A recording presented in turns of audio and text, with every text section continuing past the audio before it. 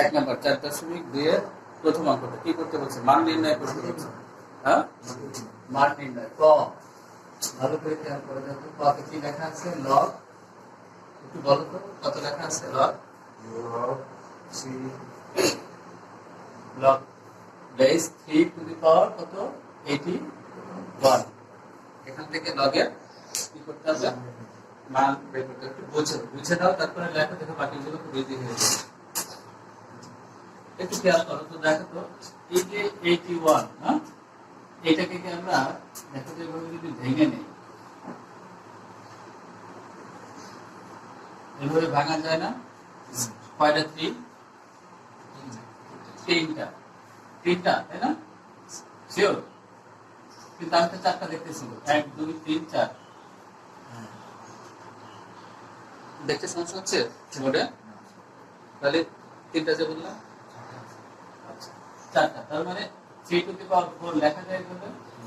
হ্যাঁ, এইখানে খেয়াল করে দেখো, লগ 3 টু দি পাওয়ার, এই 3 তো ছিল আগে থেকে, আর আমরা এই যে 81 81কে ভেঙে এটা বানাইলাম, তার মানে এইটা 81 পরিবর্তে দেখলাম 3 টু দি পাওয়ার 4।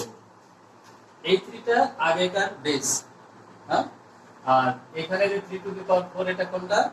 এই 81 পরিবর্তে, তাই না? এখন সূত্রটা একটু লিখে রাখবো পাশে। সূত্রটা কি? যে log a two the power a, অর্থাৎ বেজ আর পাওয়ার যদি সেম হয়, বেজ আর পাওয়ার যদি সেম হয়, তাহলে তার মান হবে হচ্ছে 1। তার মান কত হবে? 1। সূত্র মনে রাখবে এটা। আর আরেকটা সূত্র হচ্ছে log, ধরো a two the power m, তার পাওয়ার যদি x হয়, ভালো করে খেয়াল করে দেখো, তাহলে এই পাওয়ারটাকে আমরা কি করতে পারবো? সামনে নিয়ে আসতে পারবো, অর্থাৎ x log a two the power m। বুঝা গেছে? সূত্র দুইটা অঙ্ক করার সময় পাশাপাশি পাশের সূত্র দুইটা লিখে রাখো এই সাইড নোট সহ।